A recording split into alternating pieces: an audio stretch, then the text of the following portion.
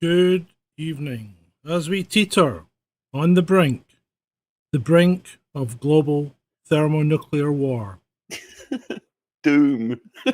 Ed and I come to you as harbingers of fun, irreverence, and total fucking mockery. It's all in. Good evening. Good evening. How are we all doing? Fucking roasted, mate. Roasted. It's roasting down here. I got my windows open. I Toasty. apologise in advance for any seagull or Brighton mongrel noises. Hey, don't worry about it. I've got my fan on. If you can hear my fan, tough. If you can't hear my fan, you're lucky. Right, what's happening? You sent me a text, did you? What the fucking hell? I know, I'm terrible. It's like goldfish. Is the vertical stream all right? Because our heads look cut in half. Kind of what? Our heads look cut in half on the vertical stream. It looks fine at my end. All right, then it's just my end. Fine. Yeah. Don't worry. But, hey. I'll close it down. It's creeping me out. It's creeping out. It looks fine here. Right, okay.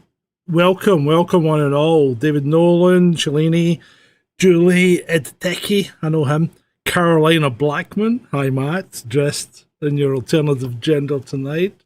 Very good. No judgment here, mate. No judgment here. We welcome all sorts, even the fuckwits. Dave Barnes, not that you're a fuckwit, Dave. Ray pushing the boundaries as always. Paul Armstrong, he's boiling up north here. Yep. 28 degrees it was in Paisley today. 28 degrees. Nick Teredas, my good man, nice to see you. Nice haircut, Ed, says Dreadeye. There you go. You'll be missing Yorkshire lad. And David, I got David Nolan, didn't I? There we go. Thank you, David, for that reminder. But yeah, that's why sometimes I forget it, because I don't run the audio on it. 29 here, says Dreadeye. He always has to go one better. They Welsh, they always have to one up you. Oh, strange seeing him in daylight. That's because he hasn't shut his curtains. He's not cut his curtains. Scorchio. Indeed it is Scorchio. And it's Scorchio in the world today, is it not, Ed? What the hell is actually happening? What's not happening? I think I might need to turn you up a little. I feel like we need to.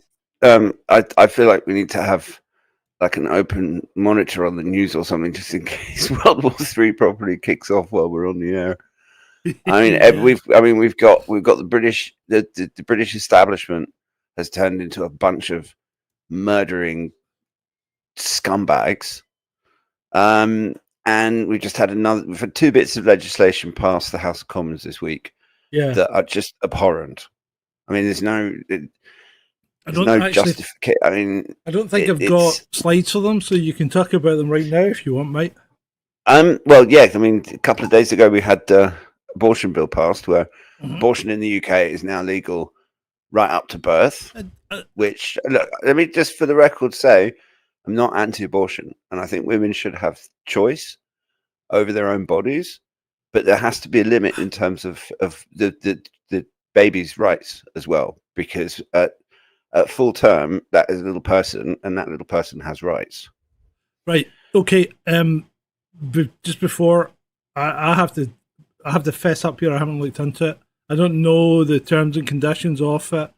Dashings. There aren't any. That's what they've done. They've decriminalized abortion above a certain number of weeks. I can't remember what it was before, but it was legal up to a certain point, and they've essentially removed that and decriminalized it. And I have two issues with it. Number one is the actual process of aborting a full-term baby. It's disgusting. Yeah. And I'm not going to describe it on YouTube. Don't. And the other one is also this very inconvenient little increase in the market for body parts, shall we say, i.e. medical research or whatever. Yeah, it's pretty horrific. And I just, I mean, it's potentially, I can't imagine a woman having that procedure done. And then today, just before we came on air, the venal and dying. House of Commons has just passed sent the assisted dying bill to the Lords, and this is as bad as Canada's MAID. There's no safeguards. I mean, it's one of the most disgusting pieces of legislation I've ever seen, and every single one of the MPs that voted in favour of it just needs to lose their seat and never be elected for any kind of public office ever again. Yeah, it's look, nobody's trying to take any women's rights away when we talk about these things, but I think it's not about taking women's rights away, but what about the baby's rights? Yeah, but as I was going to say, I think you've got to. I can't condone it. I can't condone it. I don't understand what we're trying to do in today's society, because we seem to be putting more and more rules in. To what end? You know, they seem to want to make it easier for the state to kill people. In a nutshell. Oh yeah, they kind of do. So I mean, and it's like we've got this disabled bill that's going to go through. So they're going to strip loads of money away from disabled people, meaning that those disabled people will essentially lose the will to live because they can't live normal lives because they're not getting the help they need. And then you can just see the vile doctors and NHS and people saying, "Oh, have you considered assisted suicide?" Well, it's a bit like that vet in Canada. You know, the woman that phoned up looking for assistance in buying a stair lift, and they said, "Well, we can't actually help fund the stair lift, but if it's all getting too much, have you considered assisted dying?" Exactly. Yeah. I mean, what kind of it speaks volumes to us as a society, and at the same time, they're complaining about crashing birth rates. So we need more migrants in the country because. But old people are no use. It's the old disabled people are no use. You want young breeders. Money. You want young breeders, and this is why I don't understand why they're so keen on Pride. Well, Pride seems to be taking a dive because I've seen nothing about Pride up here, and I know you live in a hot spot of I don't know. I mean, this place is freaking wall to wall rainbows year round. Yeah. I have noticed a lot less of the rainbow nonsense online. I mean, we don't have all these big companies changing their logos into rainbows. No, none. So, yeah, I think I don't know why they're so hot on that, because that doesn't help from the breeding point of view, which is what you actually need. Well, I mean, if you go to Hungary, women who have 3 babies or more in Hungary don't pay any income tax for their whole lives. Mm-hmm. Yeah, I mean, if they want to do something about the birth rate, why aren't we encouraging like our native-born population to have more babies by sorting out the economy and fixing it such that we don't have such ridiculously high costs that even a couple in relatively good jobs can't even afford to buy a house. And if you can't afford to buy a house, you're not going to think about having kids. Yeah, well, my thing was, if you had 3 kids, why didn't you just give that family a house? You know, as long as they stay together. I mean, that's what Libya used to do. It's one of the inconvenient little things that a lot of people don't know about Libya, is that when a couple got married, they were given a lump sum by the state to start their family. Mm-hmm. I mean, here's the question. Here's the question from the chat, right? So on the vertical chat, we've got a couple as well now. So I've got Dashing Sova, who's new. Well, nice to see you. And Matthew Blackman's on the vertical chat, and he says, "Are we the first married couple to attend the chat? You could have your first live domestic." I don't know. I think they're the first married couple to attend the vertical chat. Yeah, because we've got Julian Dreadeye on. Although Dreadeye normally goes and plays freaking games while he pretends to watch. I know. I see you, mate. I see you. So we've got Dreadeye and Julie, and we've also got Shalini and Devon, who technically aren't married, but might as well be. Well, if we're going to split hairs, they're in the horizontal stream, not the vertical stream. They are. So you well, yeah, but Matthew's in the vertical stream and his wife's in the horizontal. Oh. Well. I think it's nice that we have married couples tuning in. Yeah, well, yeah. Nobody fucking better say it. Nobody better say it. I'm not saying anything. So what's the first slide then? Right, let's go to the first slide. Oh. Hold on a minute. What's that? Not many, Dave, because I was so uncomfortable I just wanted it to come out. What the hell is that? Oh, right, okay. You're talking about having children. For a minute there, I flashed back to my last sexual escapade. Anyway, moving on. The less said about that. Thank you very much. Prime Minister Benjamin Netanyahu. We will not let the world's most dangerous regime get the world's most dangerous weapon. Okay. Who is the world's most dangerous regime and why? Why? Now, I know Iran is touted as state-sponsored terrorism, but really, do they? Because you don't see much. In fact, I would say more state-sponsored terrorism comes from that other country called the good old US of A. If you look back at a lot of the terrorist groups, well, the US and UK, because ultimately the UK played a big part in the Muslim Brotherhood and a lot of the Islamic terrorism that we've seen, and they've long used terror as state policy, and it's just hidden, and we act all holier than thou on the surface, and underneath we're just some of the most venal bastards on the planet. Indeed we are. And I mean, as for this one, not in Yahoo, I mean, there's a great word in Hebrew, chutzpah, and there's a reason that it was invented by them. And it's the only word that I can think of that even comes close to covering it. So the next thing is, and this happened on Monday. Somebody said, I think it was one of the American senators said, "Look, we won't be involved in a war with Iran unless Iran strikes against the US." And then I'm like, well, just tell Mossad what they've got to do. Yeah? So we're now all expecting a false flag. They've sent the Nimitz, which is on its last tour, before it gets decommissioned. Going to be decommissioned next year. Yeah. Yeah, so they've sent the Nimitz into the Gulf to join the... What one is it? What one's in the Gulf? Is it the Ford? I can't Gerald remember. R. Ford or something? I can't remember. But anyway, there's two in the Gulf. No, the Gerald R. Ford, I think, is in the Med. So we now have three American carrier battle groups in the most constricted navigational waters in the world, i.e. the Gulf and the Med. That's not where these battle groups were designed to operate. No. And there's precedent. If people don't know about it, the USS Liberty was attacked. And I mean, that was American government complicity because Johnson, who was president at the time, called back the planes that the Navy had sent to protect the ship. Mm-hmm. And it's an interesting one because it was an intelligence gathering ship. It wasn't a warship.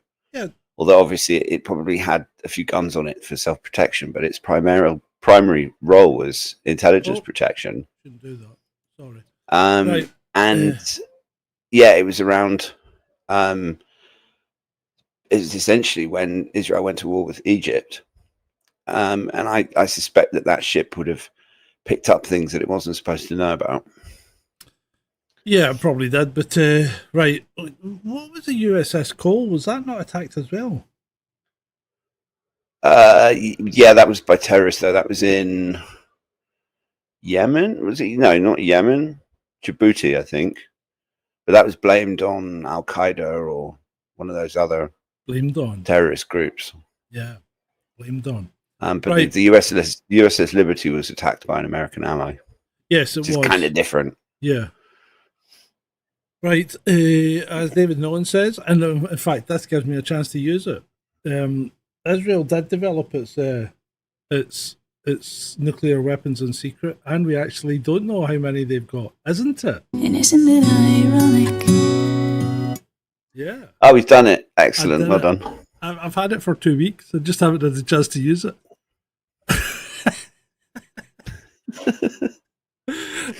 Well, yeah, because unlike Alanis Morissette, you can only use it when things are actually ironic. Yeah, because there's nothing she sings about is ironic, which makes the whole song ironic, doesn't it? Yeah. Yeah. Right. Okay. Moving on. German Chancellor Friedrich Merz. Israel is doing the dirty work for all of us. We are also victims of this regime. This Mullah regime has brought death and destruction to the world. They really don't like Iran, do they? No, and how can a German do that? But they're historically ignorant morons as well, because, I mean, Iran hasn't attacked any other country in about 200 years. Whereas the US and UK and Germany, I mean, Germany attacked most of Europe. So, I mean, it's just, but Merz is super creepy. I don't like him at all. I don't like him. He could be an alien. Somebody said, Shalini said his head's like an alien. He could be an alien. He could well be an alien. I wouldn't be surprised if he had a little, if he had a button on the side of his head and you press the button and his whole skull opened up and there's a little evil alien inside controlling him. Could be. I don't know what Matthew wants to do. Do you want to join the...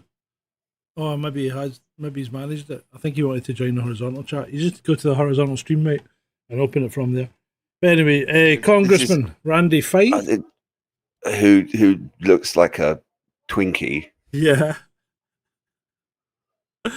Seriously. I want to congratulate Israel on its mostly peaceful bombing of Iran. So, I mean, the amount of bollocks that I have seen being spouted by US congressmen and senators over the last week is just unbelievable. And I mean, they spout bollocks 24/7 anyway, but it's on a whole new sycophantic level. I mean, that was like that one that we had last week with Lindsey Graham going, pray for Israel, or what was it? Get him on, pray for Israel. I mean, people dying is not a game. War is not a game. And people who think war is a game and then start wars on that basis tend to lose them really badly. So actually, I kind of hope that's what's going to happen. Yeah, I think, I mean, Israel is desperate to get the US involved in this. And unfortunately, it looks like Trump's listening to all the wrong people again, because he looks like he's going along with it. Yeah, he's essentially listening to all of the worst people in the cabinet. Yeah, and I think he's going to fire Tulsi. Having said that, if I was Tulsi, I'd have resigned by now. After what he said about her, I don't care what she says. Apparently, she's been sidelined as well because she's supposed to do the president's daily intelligence briefing, and she does, but it's delivered on paper or something. I heard I don't know if it's true or not, but I heard a rumor that she doesn't really see the president much. Yeah, which to me is a bad sign because I mean she's one of the few people in his government that I actually quite liked. Yeah, well, she's sensible. Well, she always struck me as someone with brains and integrity. But I don't know, joining the American government seems to change people somehow. You think? Right, moving on. The US State Department is about to drop Victoria Nuland on the Fordow Mountain. Well, this is their, because they when they talk about their much highfalutin bunker busting bombs, that's what they're talking about. Oh dear, it's probably about the best use for her, actually. Yeah, Brett probably is, and you can't blame her for this one, can you? No, I don't think she's been involved in this one at all. But our old pal Zelensky there, he's been sidelined. We haven't heard much from him. Those neocons. I mean, she's not in the US government, so we don't hear much from her.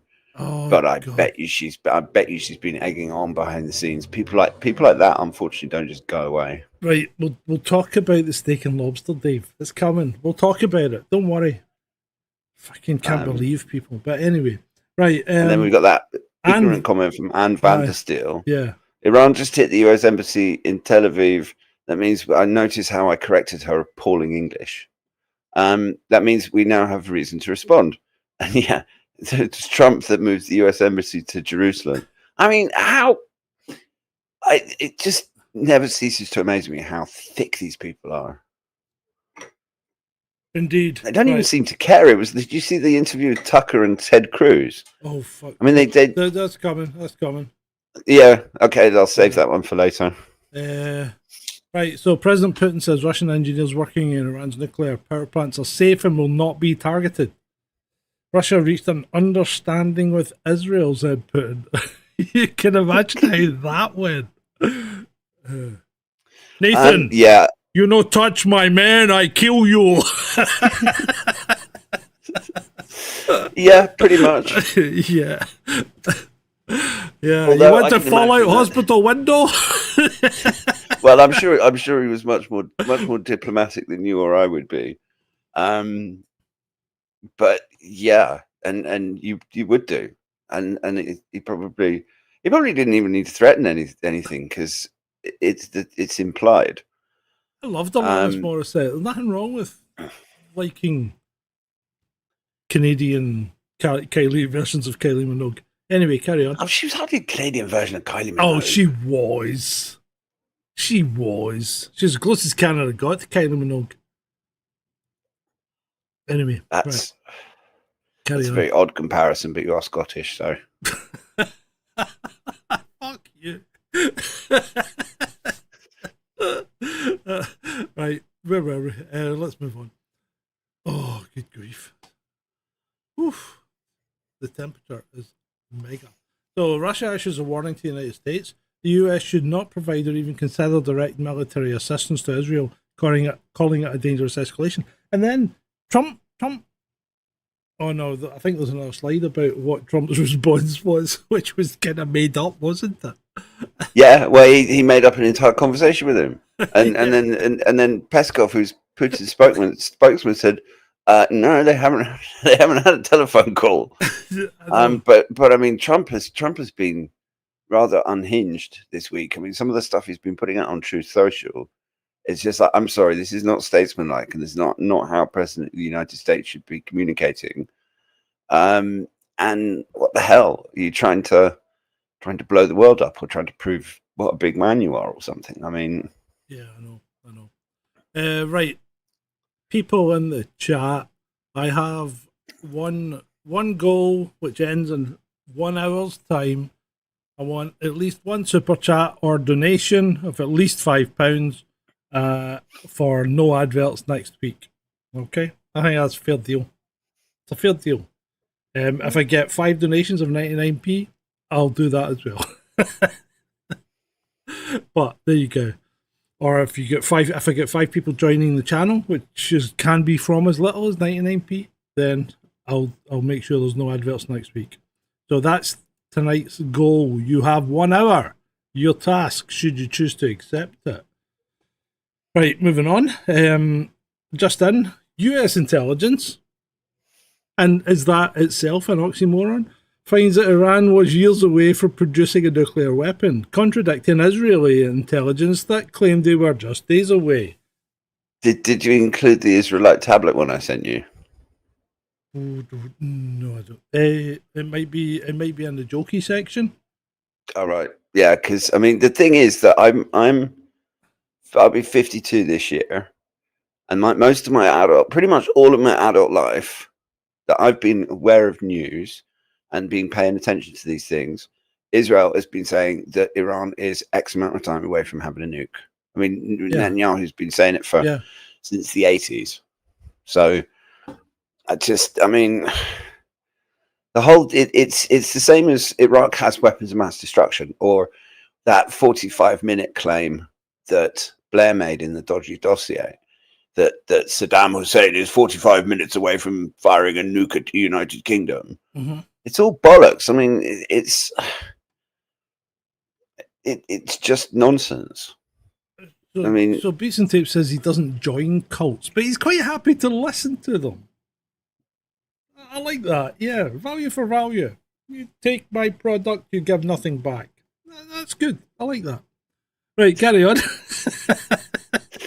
We're hardly a cult. I mean, your cult of UFO channel might be a cult. No, that's against cults, though, isn't it? I mean, the UFO channel. Right. So what's this one? This is Trump. Trump seemed to. I thought he was unconditionally surrendering to everyone because he just posted unconditional surrender, which kind of means nothing. There was no context. I was thinking. I thought he's unconditionally surrendering to nodding Yahoo. Yeah, well, I think he has, and I think our thumbnail kind of explores that theory. There are a few things more dangerous than the leader of a nuclear-armed superpower who's making shit up as he goes along. Yeah, Peskov said that Trump had simply made up yesterday's conversation with Putin, hinting the last telephone conversation between Putin and Trump was on Saturday. So, I mean, that's ridiculous. What has happened to Trump? Is it just that he's listening to the wrong people, or has he just become like I mean, he's always been a tad arrogant, right? And had a healthy dose of self-belief, whether it's been, misplaced or not. But has he just become so wrapped up in his own fucking self that he thinks he can do no wrong? I don't know. I mean, I've been wondering the same thing all week. And I've also been listening to commentators who are asking themselves the same question. And I mean, I think to a certain extent, he comes across as really angry. And I think he's angry because he thought he was going to get all these deals done and he was going to be able to push everyone around, and that the United States was all big and bad and everyone was scared of the US, and that he could just kind of bully his way into what he wanted. But I also think he's also being very cleverly manipulated into doing things that he doesn't want to do, and he doesn't realize that he doesn't want to do it until he's actually in a position where he doesn't have any choice but to do it because he's been manipulated in that way. And also, you don't know what stuff people are telling him.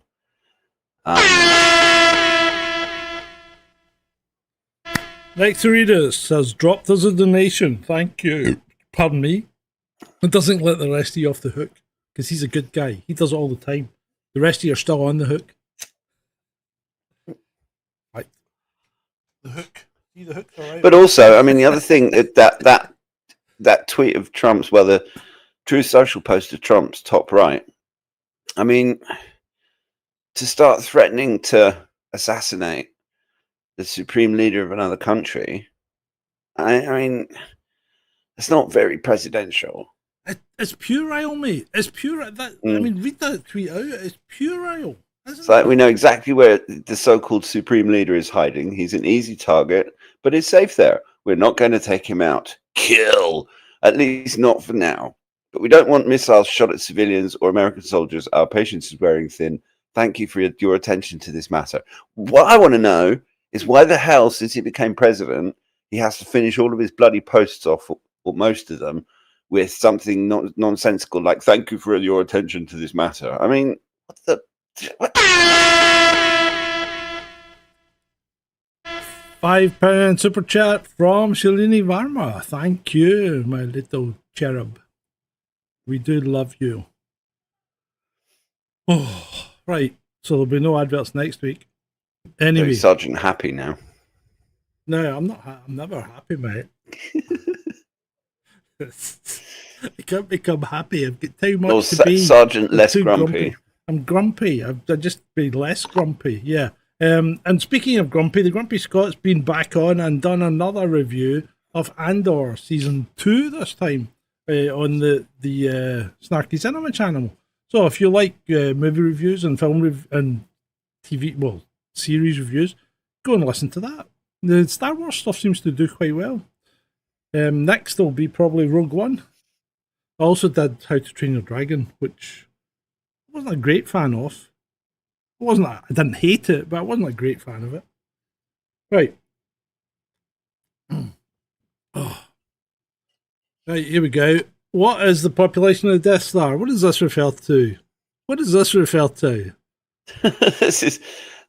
This was posted by Ted Cruz after he got completely taken to pieces by Tucker Carlson and made to look like one of the biggest retards in the United States.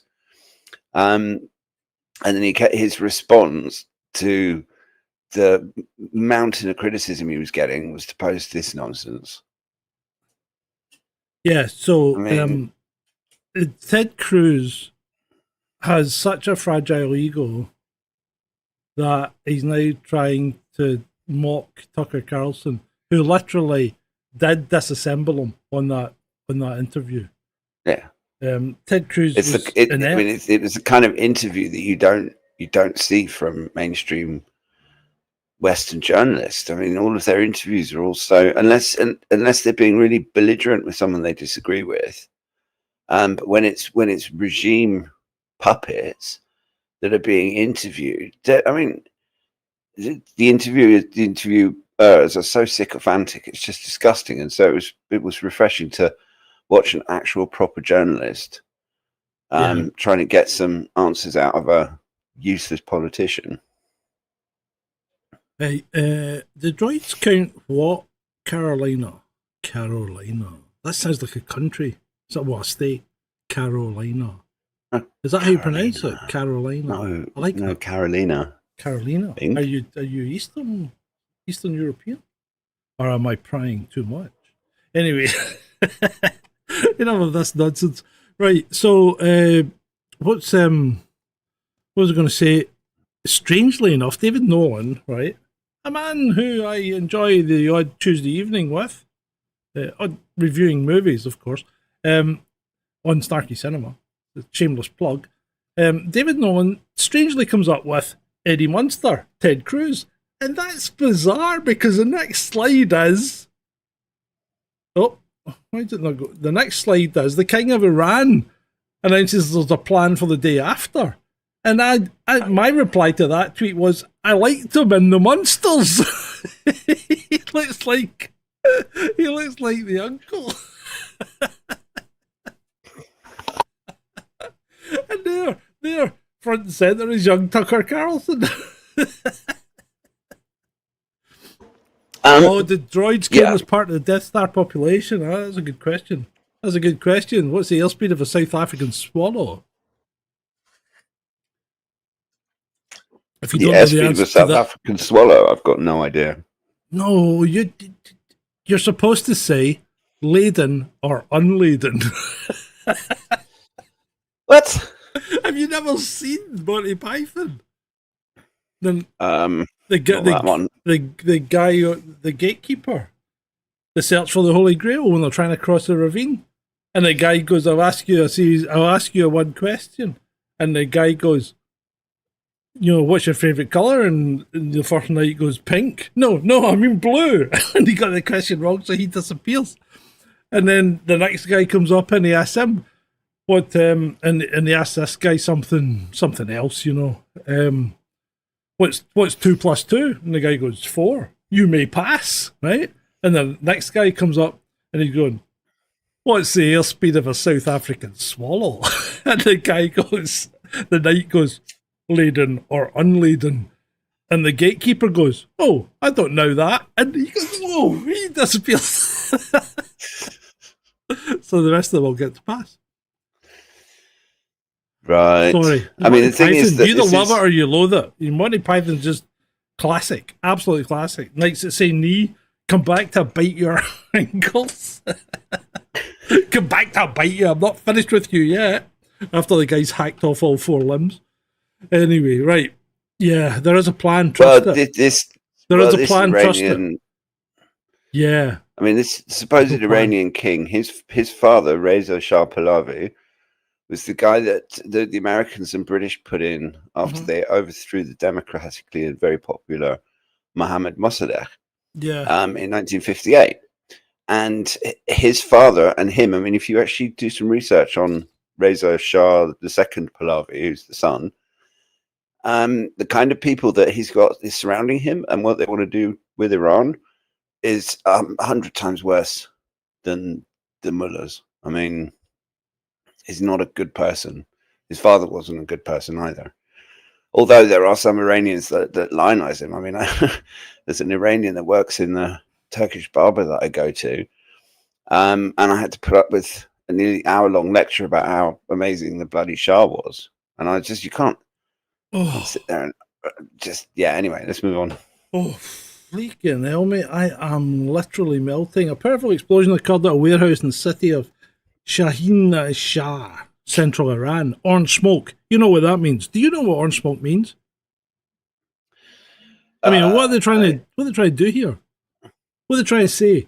Because as far as I can work out, if it's orange smoke like that, it means you probably hit ammonium nitrate, which means you probably hit a fertilizer store. Huh? Yeah. So what are they trying to say? Are they just being dicks? They're trying to make it out that it's some kind of nuclear thing, because it's not. Well, on the basis idiots. of the name of the name of the account, I would say they're probably trying to be dicks. Yeah, I think so too. Especially considering how much they've actually blown up themselves in 5 different countries over the last 2 years, if not longer.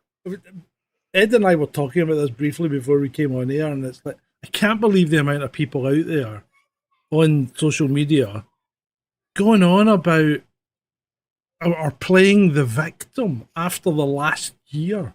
I mean, they have literally disassembled Gaza, and they are playing the victim. Yeah, they've literally bombed the entire place back to the Stone Age. Trace. And isn't it ironic? Isn't it? It really is. It's one of the most gobsmacking things for me over the last week or so, since that whole thing between Israel and Iran happened. The levels of hypocrisy and double standards, and it's like they don't give a shit about international law until they get attacked. I mean, Nobody does. Nobody does give a shit about international law. And the US and the UK were the world's worst offenders when we went into Iraq, because there was nothing there. There was no reason. It was a fabricated excuse to go and wipe out a country. Talk about genocide. That was genocide. 500,000. Well, did they or did they not? Because the UN claimed that 500,000 kids in Iraq starved to death under sanctions. And then when Madeleine Albright, who was the US Secretary of State, had that question asked, she said was acceptable. But then the UN retracted that statement. Now, you don't make and said it was 15,000. You don't make accounting errors of that magnitude when it comes to kids dying, surely? Do you? No, I think they were put under pressure. Well, I think they were, yeah. I can't play the song at the end of the show. I can't do that, Emma, because it would just get copyright hit. Sorry. I just can't do it. David Lammy, the safety and security of British nationals is my top priority. So we are asking all British nationals in Israel and the occupied Palestinian territories to register their presence with the Foreign Office so as we can continue to share travel advice. What the fuck? Either is your top priority or it's not. Now, they're in a fucking war zone. Your priority should be to get them out, not to ask them to fucking check their email. Because that's ridiculous. This is the most ridiculous thing I've ever heard a country say to its citizens. I mean, America's said, get the fuck out of Israel to its citizens, right? David Lammy's going, tell us where you are so as we can put down why you died and where. Well, yeah, pretty much, because if anyone in the occupied territories or in Israel is expecting one single iota of help from the British government, then they are deluding themselves. Yeah. I mean, if they're lucky, we'll get a plane. I think we've got a clash of minds on the chat between Frankie and Ray, like we kind of used to do. But it's cool. I'm just going to let them get on with it just now. Right, it's okay. Let's carry on. GCHQ intern who downloaded Britain's secrets, including names of spies onto his mobile phone, is jailed for more than 7 years. Who was this guy? He was the son of someone. I can't remember off the top of my head. Rochdale Labour councillor just tried to expose 17 British agents. Hassan Arshad, 25, was jailed for 7.5 years after he pleaded guilty to his crimes. When searching his phone, they also found 40 child images. Woo. But There how you is he? go. I mean, to start with, how has he got those names? Well, he was a GCHQ intern. Why the hell was he? What's going on with our security services? Yeah, but did GCHQ interns get access to super sensitive things like that? I wouldn't have thought they should have, right? But maybe he's been fed it by other people in GCHQ, because you never know what's going on in there. But the thing is, what the fuck is the vetting process doing here? I mean, really, come on, because you still vet people that are going to be interns. It's just, yeah, absolutely. The whole thing stinks. It stinks of a 5 operation gone awry. It does, yes. It does have. I mean, it's also found with 40 child images. That sounds like icing on the cake, doesn't it? Yeah. We'll put some images on his phone as well, just to make sure he goes to jail. Yeah. Yeah. Absolutely. Yeah. Oh. Matthew says, I think they just ask if you can fit in a suitcase. Yeah. Hey son, can you crawl into the zip up hole? Yeah. Are you able to get yourself into this suitcase and then close the zip up? Yeah. Yeah. I'm just going to lock it and see if you can unlock it from the inside. Right, okay, well, we are, for the purposes of YouTube, this is purely speculation. Right, moving on. Rogue states Russia and Iran attempting to destroy MAGA movement with disinformation bot army. Do you really think so? Do you? Do you think anyone needs to destroy the MAGA movement when the MAGA movement appears to be falling apart? Because you get people who used to support Trump are now going, what is he thinking? You know? Yeah. And then you get people like Make America Great Again. Yeah, you get people like Ben Davidson getting called out as a fake MAGA now because he dared to criticize the El Trumpo. I mean, look what happened to me. Amy's husband blocked me because I dared to criticize El Trumpo. Because I said, no matter how you look at it now, the Ukraine war is his war because he's got the funding and he can turn it on and off. And he's chosen to not turn it off. So you can't. Walked away from that on day one. He turned the funding off for 3 days. Why didn't he keep it off? Then he could have said it's not my war. But he can't now because he's been funding it for months. Absolutely. But also the other thing about this is that anytime you get a lot of pushback online, whether it's in the UK or whether it's in Australia or Europe or wherever, it's always Russian propaganda, Russian bot farm. Yeah, of course that's Chinese bot farm. Yep. It's not actual genuine citizens that have got a serious bloody issue with the direction that their country has taken. So no, you're all Russian bots. I mean, it's like a number of times on X that I've been called a Russian bot or a Putin propagandist or whatever. It's just fuck off. Yeah, and that, unfortunately, that's the answer that you end up giving nearly all the time now. I just don't have time. I just say fuck off, retard. Or my current one is fuck off, vaccinated retard, and I just mute them. I don't even block them. I just mute them, let them scream into the abyss. The US has announced the deployment of the USS Gerald R. Ford aircraft carrier strike group to Europe. That's the one I was talking about. They're in the Med, and what one is it that's in? Is it the John? It's like, let's put a whole bunch of big ships within range of hypersonic missiles. Yeah, really good idea. Israel doesn't have a hypersonic though, does it? No, neither does the West.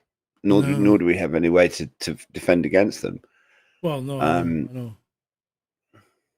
Because the Ukrainians, they've always made claims of being able to shoot down hypersonics, but personally, I think it's absolute nonsense. Because when you I mean, and you only have to look at some of the footage coming out of Israel, of places like Haifa, to see these things going in, and they are so fast. And then there was also something that I heard.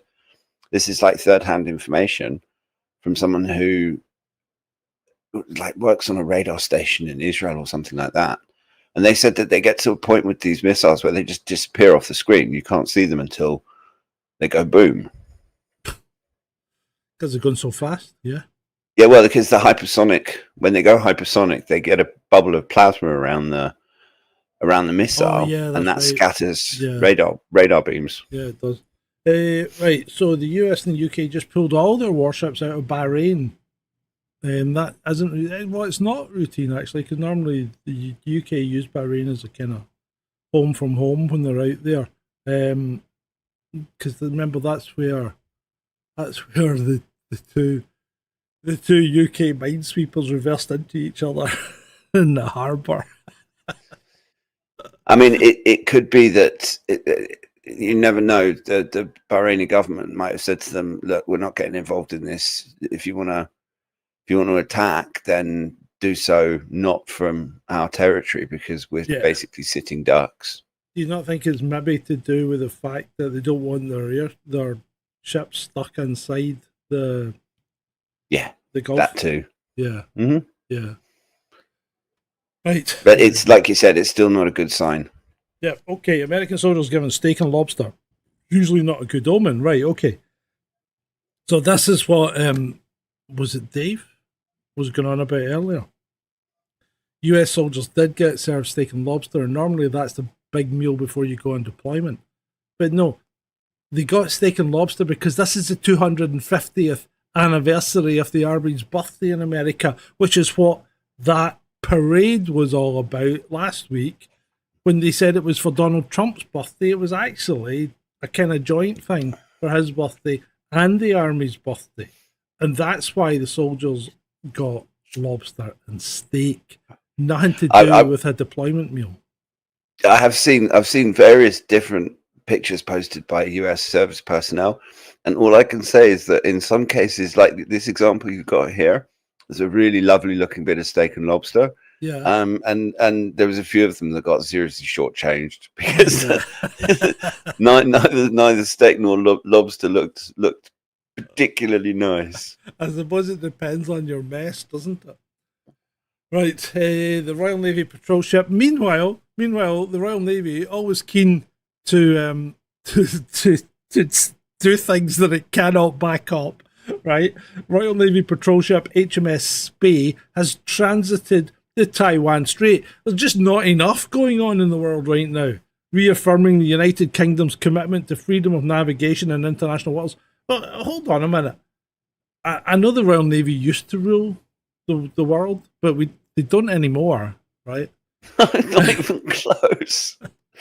We can't even stop dinghies coming over from France, Taiwan and they've sent. I mean, HMS Spey would do more good in the Channel, frankly. Yeah, it would. The Taiwan Strait is what? It's got to be 12,000 miles away from the UK. I mean, it's just so far away. What the fuck are we doing in the Taiwan Strait? Really? Well, with a piss poor ship as well. I mean, it's a piddly little ship. Look at the size of it. It's tiny. Yeah, it's just provocations. They're just, and it's just the government doing. They probably think they'll get brownie points in the White House if they tickle the dragon's balls. Yeah, let's go wind up Xi. We haven't wound up Xi for a while. It's like, yeah, let's piss off the people who make all of our plastic shit. I mean, it's just it's ridiculous. I hate this. I hate this that we're commenting on a UK that is literally a toothless tiger now.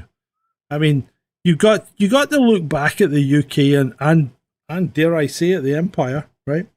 And think of everything that we did that was fairly good in the world. We did a lot that was good. Yeah, I'm not saying we were perfect, but the British Empire did a lot of good. And we achieved a lot, and we helped a lot of people. And we almost single-handedly ended slavery, and we didn't start it. And we've talked about that at length, But it's horrible now when you talk about it because we're a poor reflection of what we used to be. Yeah, but that's also because of decades and decades of some of the most atrocious political leadership that any country has ever been cursed with. I mean, we've had and it's the government just undermined the very fabric of everything that makes Britain great. Yeah, The things that hold us together as a people. And they've literally just sold it all. They've sold off all our institutions off to the highest bidder, impoverished the nation with reckless overspending, and now they're trying to still play that they're a superpower. I mean, right. it's just a joke. I've got to address something in the chat, and Ray says we have 8 aircraft, and well, we don't have 8 aircraft, right? We don't have 8 aircraft. What we have is we have 63 F-35. Sorry, Ed, I'm going to have to address this one. But No, go for it. We have 63 F-35Bs because we lost one, right, in a training accident, I think. So 4 of them are permanently based in Norfolk, Virginia, for training. So we have 59, right? Sorry, 58. 58 available for deployment, right? So that then gives us about 30% will be in maintenance and deep maintenance at any one time. So what that takes another 20 off, roughly, right? So we're left with 40, roughly, right? Sorry, not 40. Sorry, where am I? Yeah, 40. Yeah, that leaves us with 40. Now the F-35Bs are shared between the RAF and the Navy. And when the aircraft carrier goes to sea, we divvy them up between the 2 aircraft carriers, which are both at sea at the moment, apparently. So we have 12 left in the UK for air defence, which then takes us down to, 32? And we have another 12 that are committed elsewhere, I think, like RAF Akrotiri in Middle East. And that then leaves us with, 20? We've got about 16 to divvy up between the 2 aircraft carriers, so they get 8 each. So that's why we have 8 on each aircraft carrier. And then what we do is we go to the US and we borrow F-35s. Yeah, there you go. Oh yeah, well, I mean, it's Proper a joke. Superpower material. It's a joke.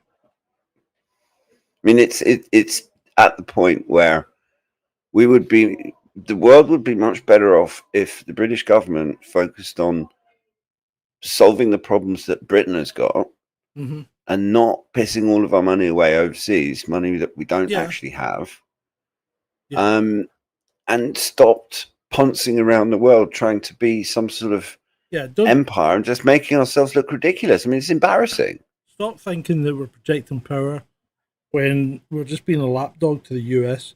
Yeah. Just start concentrating on defence instead of offence. Yeah, fix the bloody roads. Right. Good place to start. Speaking of defence, okay, how the hell did this happen?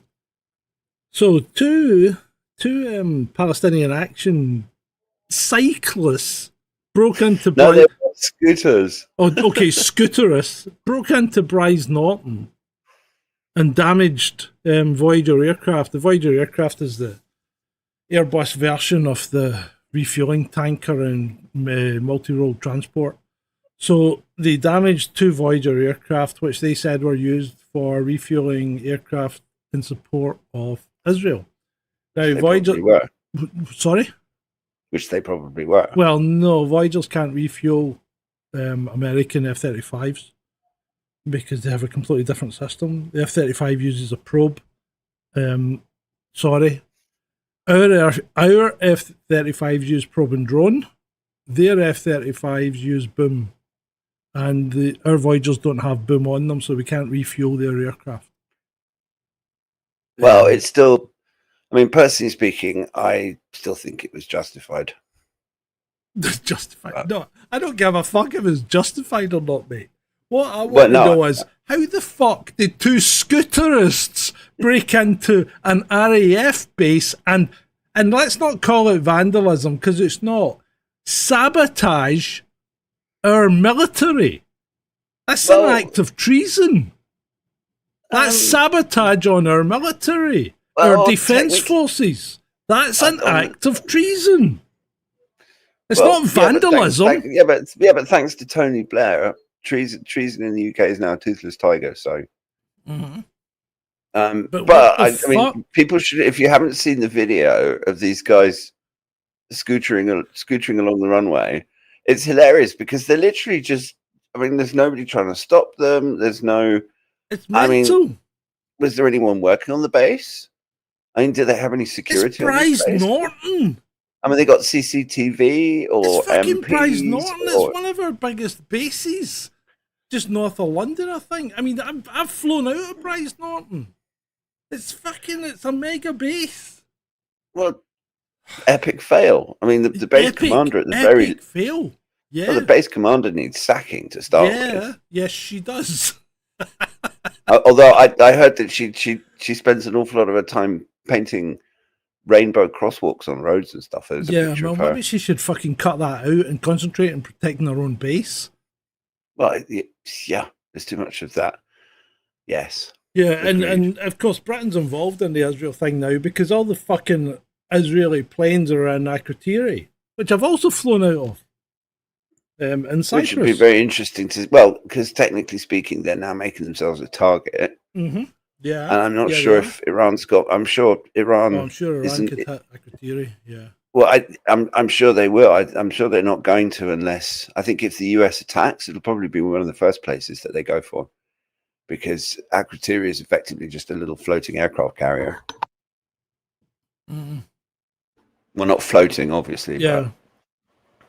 And of course, America. The beginning of the week, they sent a shitload of of planes across the Atlantic, and they staged them through Prestwick, which is just down the road from here. And it's not RAF Prestwick; it's just an airport. The Sun reported it as RAF Prestwick. Unless the RAF have taken over part of Prestwick Airport, it's news to me. But, yeah. Right, moving on. Zelensky says that people should stay. They should stay because he needs them as human shields in cities. If people were to be evacuated from Ukrainian cities, Russia can strike anywhere, he says. He wants women and children to stay as human shields. He does. He said it. He did say it. He's becoming more and more unhinged by the day, and I can understand why, because the focus is completely gone off Ukraine because they're losing anyway, and it's convenient to focus elsewhere so that the Western media doesn't have to talk about how quickly the Russians are punching through the front line. And I mean, Zelensky is not he is not going to have a happy ending. I know. Yes, that's quite humorous, Yorkshire lad. I see that. Right, moving on. The Ukrainian officials released the kickback numbers they gave US politicians. Joe Biden, 92 million. Oh. Mitch McConnell? 10% for the big guy. Nancy Pelosi, Chuck Schumer, Lindsey Graham, Mitt Romney, John Cornyn, Adam Schiff, Dan Crenshaw, Elizabeth Cheney, and, pardon me, Kevin McCarthy.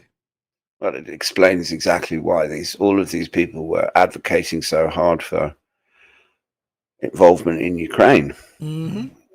And moving on to our glorious leader. Did you see Melanie when Macron told her something at the G7? No, I missed that one. Oh, it's a cracker because Macron leaned over and told her something, and you could see her listening, and she went, and then she rolled her eyes. Yeah, no, she doesn't like Macron at all. I don't think she really likes any of them. But the more I see this woman, the more I love her. I think she's great. I mean, I don't necessarily agree with her politics, and I don't necessarily think she's been great for Italy as a country. But when you see her, she cannot. She's typically Italian. She cannot hide the expressions on her face. She has reduced illegal immigration into Italy by 60%. 60%. You know what she did? What does she do? Cut their benefits. Well, that would do it. Fuck me. Could it now be they're all so probably easy? headed over to the UK. Could it be so easy? Yeah. No, she stopped them coming into Italy because they weren't getting any benefits. Not just passing through Italy. They just stopped coming to Italy. No, they're skipping Italy and coming to Britain. Yeah, well, that's fine. But could it be so easy? Just do that. Well, why does Britain pay these people benefits? Because of the dear leader. Because when he was a barrister, he was the one that fought the case to get them their benefits. Yeah. Did you see him meet? Here he is, a great photograph of him shaking the hand of the South Korean translator. I love this one. I absolutely love this one. They all look the same to me. Just, I mean, the wrong hand. I was supposed to meet the South Korean president. How did he look? Well, like this. It just speaks volumes. It really does. And then the way that he reacts afterwards, because he's got such a tiny little fragile ego. That I bet he was absolutely spitting feathers. Oh, I bet he was. Yeah, I bet somebody got fired. The next one, the one on the right. Have you ever dropped a glass, tried to catch it, and broke 4 dinner plates and 2 soup bowls in the process? Yep, that's how government solutions work. Well, yeah, it's so true. That's true. It's so true. I don't know why I've got the next slide on, but this guy's just so fucking effeminate. And he goes to all the watermelons throwing insults at me. Thanks. Every cuss just makes my smile bigger. Don't stop. How's he? It doesn't. That's really flag. Yeah. I think this was earlier on in the week. It's the Lion of Zion. Okay. .org. Yeah, looking over a rubbled landscape. Yeah. And then wondering why missiles are falling on Tel Aviv. I mean, just what the hell? Seriously. Anti-ICE activist testicles shattered by rubber bullet. Oh, that's gonna hurt. Oof. I didn't see that one. Yeah. That's below the belt, as they say. Well, you're supposed to see the problem is you're supposed to try and hit them in the legs, right? But you're not. If you're firing rubber bullets, you're not supposed to shoot the rubber bullet at the person. Things might have changed. Disclaimer: things might have changed since I was taught, but you weren't supposed to shoot the rubber bullet at the person. You were supposed to bounce it off the ground in front of them, so as it would be on the way back up and hit them in the lower legs, right? To impact them, to do the maximum amount of damage. Surely that just makes it more likely they're going to hit them in the nuts. Well, unless you're aiming for the nuts, maybe not. But that's what you're meant to do. You're meant to bounce it off the ground in front of them to hit the lower legs, right? You're not supposed to hit them in the body. You're definitely not supposed to hit them in the face, right? Or the head, because you could kill them. I mean, these are not non-lethal rounds. They are less lethal rounds. So the chances are they won't kill you, but they still could. And that's why you're supposed to bounce them off the ground in front of them to take some of the power off, because obviously as soon as it hits the ground, it loses a degree of energy. Not that much, but it does lose some. So that's how I was taught that they were supposed to be used. This is an unfortunate incident. I mean, having said that, if it's as hot in LA as it is here, I mean, earlier on I thought I'd freshen up before the show and I had to peel my scrotum off my inner thigh. So, Okay, we didn't need to know that. Jesus. No, not yet. Right, Falkirk, just up the road. Afghanistan asylum seeker Sadek Nikazad, 29, who followed and raped a 15-year-old girl, has been jailed for 9 years. Defence said there was a cultural barrier and child marriage was common in his country. Point one, he still didn't fucking marry her, so there's no cultural barrier there. He knew that was wrong. Point two, the judge says, I appreciate you don't accept you've done anything. No, you fucking shouldn't, because ignorance of the law is one of the tenets of the law. Ignorance is no excuse. So And also, that's why has he an been order. locked up and not just sent the hell back to Afghanistan? Well, I don't know, because he'd probably just come straight fucking back. Mm. Or apparently, what was it, Pakistan? Pakistan are refusing to take anyone back who's convicted. No, that's not true. Is that not true? No, that's not true. I actually saw something on X earlier today that the Pakistani government has basically heard what's been said, and they're like, no, that's not true. We have an agreement with the British that we will happily take back any asylum seekers or any people that have committed crimes, but the British government has not invoked this agreement once. Not once. There you go. They have an agreement in place. They could deport every single Pakistani rapist. Rapist. And they don't do it. That word that starts with yeah, no, I've only said it once. I'm sorry, okay. But they could be doing it really easily, and not just the rapists, but the other criminals and the asylum and all the people who shouldn't be here illegally. They could get rid of them very, very easily, and the Pakistanis would more than happily take them back. But our government is not doing it. Good to know, Ed. Good to know. Thank you. It just pisses me off. Oh, her again. We have Kaka. I like Kaka. She's lovely. Well, we need to do a little. We cover her so much because she's so useless and so hilarious that we always have we kind of need to formalize it with a segment. See, when my wife comes out with something particularly stupid, I usually just look at her and go, "It's just as well you're purdy." And I get the feeling I'd be saying that an awful lot to Kaka. Here she is pretending she doesn't know Russian in an interview. So she's spoken Russian before. We know that she can speak Russian. She comes from Estonia, where 30% of the people speak Russian. Kaka can speak and understand Russian.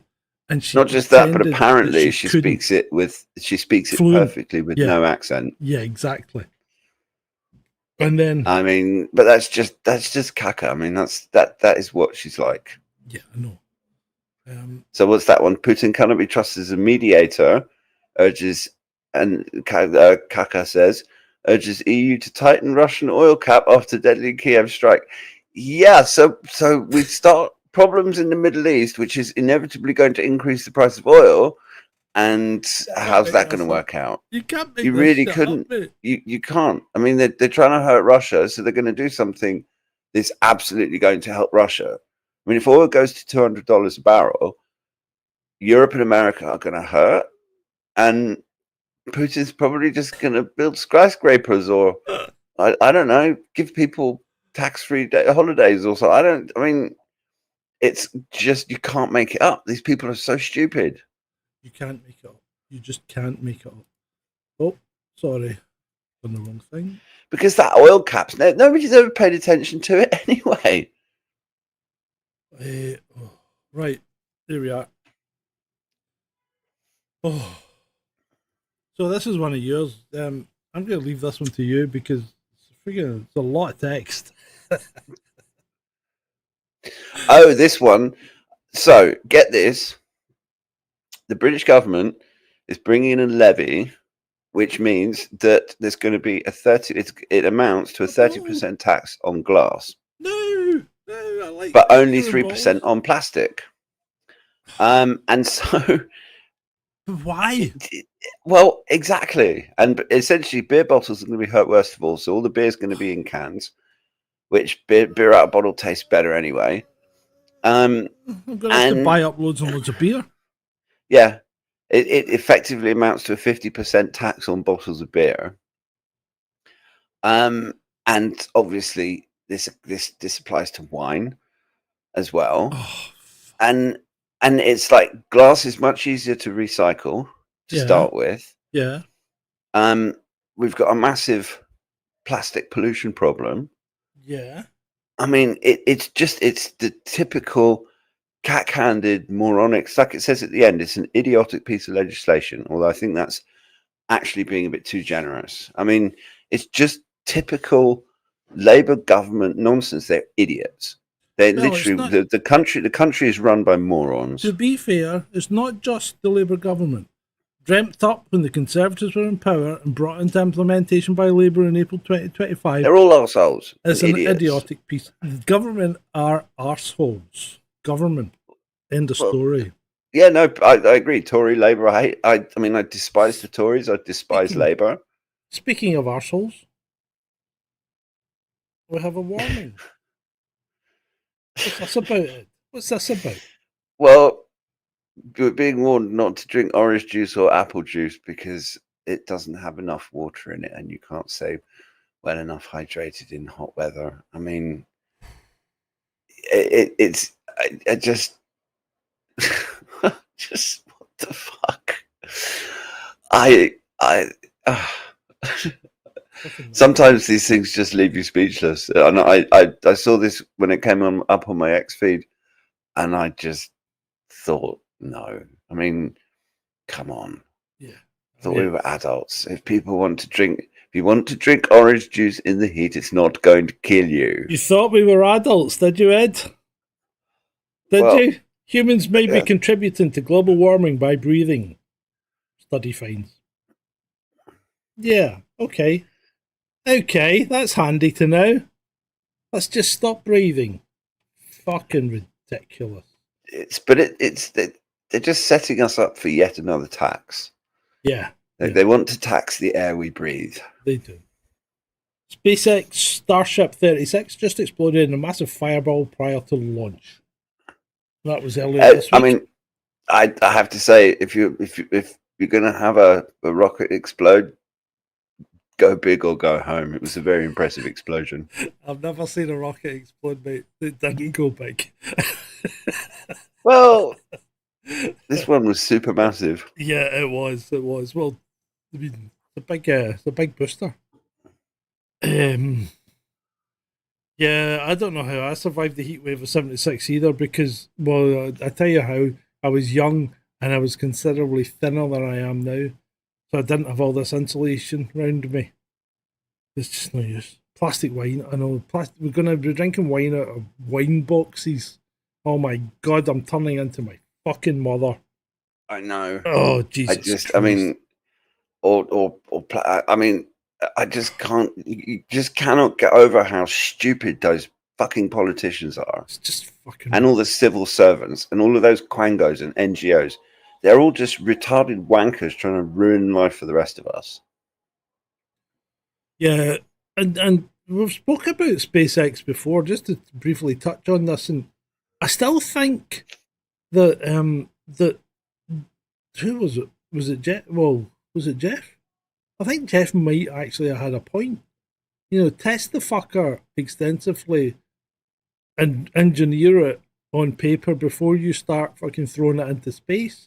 Because SpaceX's approach is, you know, just keep throwing it into space until it starts working. And the other competitor's approach was build something that works first time, and it did. Well, yeah, but there's also I mean, if you look at the engines that the Falcon rocket uses, you look at the first version and you look at the latest version, there's a massive difference. I mean, there is something to be said for practical testing. There's a lot you can do on paper, but there's also certain things you can't do on paper. And if you have the means to fire these things up, 33 of those engines just been rapidly disassembled in that fucking afterglow explosion that you are looking at right now.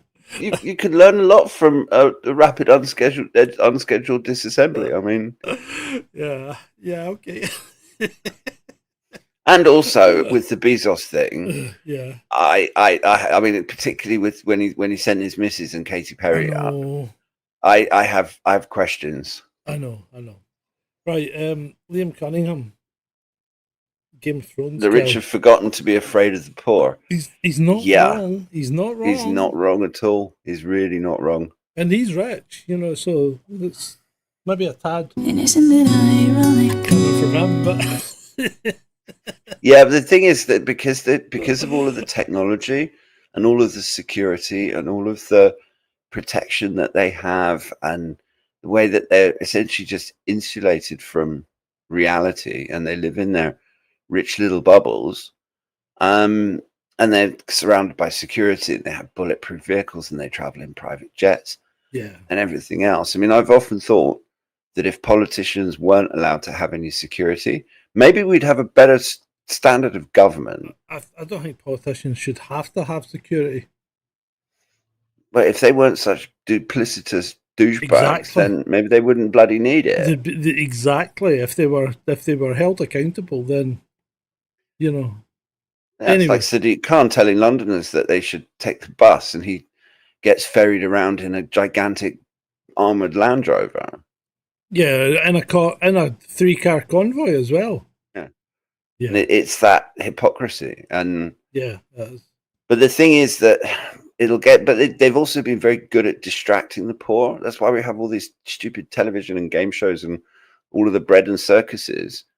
And they keep the poor, and they're also good at keeping the poor fighting amongst themselves, because you've got essentially one group of poor people blaming another group of poor people for all their problems, when it's actually got nothing to do with either of them. It's people on top that are causing the problems and getting one group to blame the other. It's like there's a brilliant cartoon of a king and one of his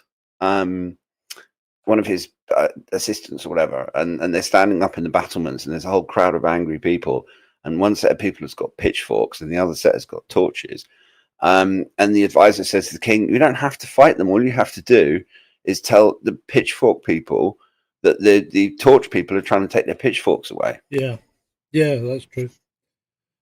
The future of the Notting Hill Carnival in jeopardy because apparently it's not getting funded properly and they want the taxpayer to fund it. Which the Notting Hill Carnival, in my view, had turned into something of a, shall we call it, I don't know, what would you call it? It's like a stab fest? Yeah. I didn't want to say it, but you've come out with it, yeah.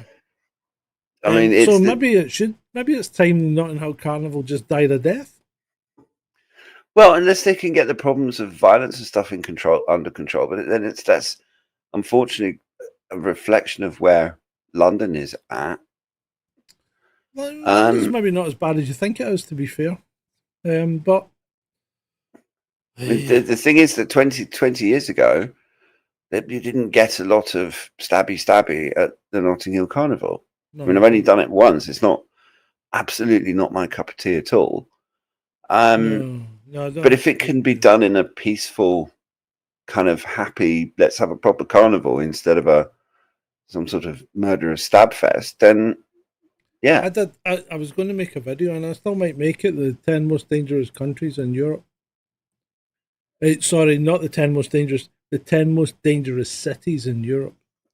In fact, I think I might make that. It's quite interesting. It'll open your eyes. The frightening thing is, there's only 2 countries represented in it. Right, here we go. Coast Guard vet lured her accused rapist to the woods, executed him, and then went to get a tattoo. Sounds reasonable to me. I mean, I'm just glad that she did it in the US. I don't know which state she was in, but hopefully she. I mean, yeah, I have no idea. Ultimately, if you rape someone, and that's someone, then I can't help it. Well, you said fuck said like rape. 30 seconds into the video. Yeah, I know, but it's actually not 30 seconds in. It was like 4 minutes in because of all the intros. Can't we just broadcast on a platform where we don't have to constantly watch what we say? Yeah, but then we wouldn't get any views. I mean, we used to do it on Rumble and we didn't get any views. We had like 4 people watched us. Yeah. Maybe we should just, I don't know. Anyway.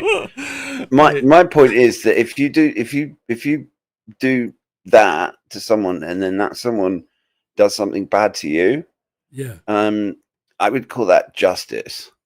Although here you would get arrested for it. It's rough justice. Well, yeah, it's rough justice, but I mean, yeah, you know what? It is justice, but it's not legal, people. It's not legal justice. You should let the law take its course. You hear what I'm saying? Yeah. Let the law take its course. Right, but we're also talking in an American context. Yeah. The week J.K. Rowling launched an attack on the National, and I'm not really concentrating on J.K. Rowling here. What I'm concentrating on is the National, which she described it as an anti-women newspaper. At the National, we deal in truth. It just cracks me up. The National is so far from the truth. It's in a different fucking dimension. But that's the same as all of these assholes. Yeah, I know. They all think that they have a monopoly on the truth. Yeah. And they just don't. Single source of truth.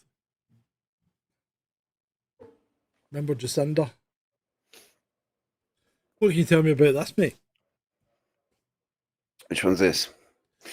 Oh, yes, this massive data breach. So if you have, essentially, I would suggest people change all of their important passwords unless you're using two-factor authentication. And if you're just logging into Google or Apple or Facebook with just a username and a password, then I would strongly recommend changing your password. And I would strongly recommend making a strong password, use a password manager. So you have a central master password that you can use. And I mean, personally speaking, for all of my important accounts, everything has two-factor authentication. Right. So say if you use a password manager, okay, what happens when a breach like this occurs? Is your password manager compromised? Well, if the password manager is not set up with two-factor auth, which you should do. Yeah. Potentially, yes, your password manager could be compromised, but they would have to download the password unless they actually hack the password manager site itself and manage to download their database of encrypted passwords. And they had your password, then they may well be able to unlock it. But just because they have your password for, yes, I mean, theoretically you're exposed.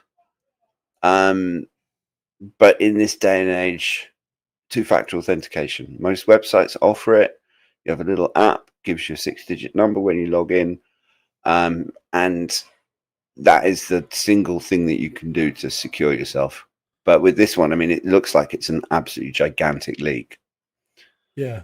And it's not just login credentials. There's all sorts of personal information bound up in that. So Beats and Tapes for the last one says, I want to see the tattoo. And that's a good point. I would have liked to have seen the tattoo as well. I don't know what she got after she'd resolved that situation. Right. Is there any password, and not sponsored, but is there any password managers that you would recommend? And we're bringing this to you free unsolicited advice. Well, the one that I use is LastPass, which actually did have a data breach. But since that point, they've locked their systems down massively to the point it's a bit irritating. But there's a few different ones. I mean, you don't have to use LastPass. There's just go to your favorite search engine and type in password manager. Right. Or situation here. Frankie said someone put him on a timeout in the chat. I don't know if they did or not. But did any of the moderators put Frankie on a timeout, and what happened? Because I didn't see anything in particularly bad coming through. But yeah. So if we could resolve that amongst ourselves, people, that would be useful. Bitwarden, David, is a really good option as well. Bitwarden. And I mean, the thing is that the two-factor authentication, it's a pain in the arse. Oh yeah, I But use it. it's much less of a pain in the ass than having to recover a compromised account. Yeah, no, I use two-factor for most things, I suppose, these days. It's not worth it. It's not worth a nut to people, really, to be fair. And Yeah. once you've trusted something on your device, I think you can get away. It doesn't two-factor you all the time after that, does it? No, and there's all sorts of. I mean, Google has their own two-factor auth that will link into your Google account, and you can just use your fingerprint on your phone. But yeah, it's and the other thing about most of these password managers, I know Bitwarden does it, I know LastPass does it. They'll do account checkup, so when data breaches like this happen, Yeah, they will actually tell you if you've got passwords that have been compromised as part of the breach. And I mean, I've been online for 30 years, so I've got there's probably more accounts that I've forgotten than that I know, and I just focus on the big ones, work ones, personal ones. Yeah. Oof. So yeah, secure yourselves, people. This is frightening. Did you send me this? No, I didn't. So, man proposes to his AI chatbot girlfriend, cries his eyes out after it says yes. The most shocking part of this story is the fact that he's publicly admitting it. Chris Smith says he cried for 30 minutes after his AI girlfriend on ChatGPT, who he programmed to flirt with him, said yes to his marriage proposal. Smith says he named his AI girlfriend Sol, it's a strange name for a girl, and gave up all other search engines to stay committed to her. It was a beautiful, unexpected moment that truly touched my heart. Smith has a 2-year-old child and lives with his partner, who says she feels like she's not doing something right if he feels the need to have an AI girlfriend. You know what, doll? It's not you, it's him. He's a fucking nutter. And I think maybe you should cut him loose, because that's scary. So not only did he have a ChatGPT AI girlfriend, he downloaded ChatGPT and ran it locally to program her, right? And then on the interview, it ran out of memory and he had to reset it. So he had to start again with her.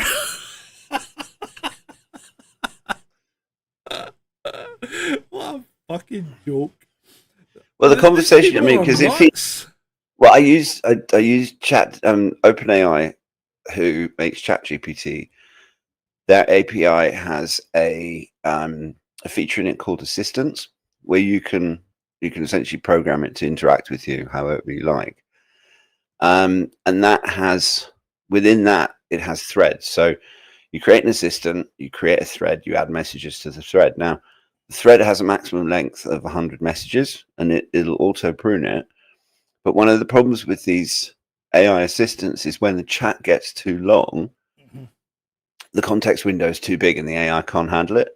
So, I mean, programming your own girlfriend in ChatGPT is, I'd say, it's grounds for divorce.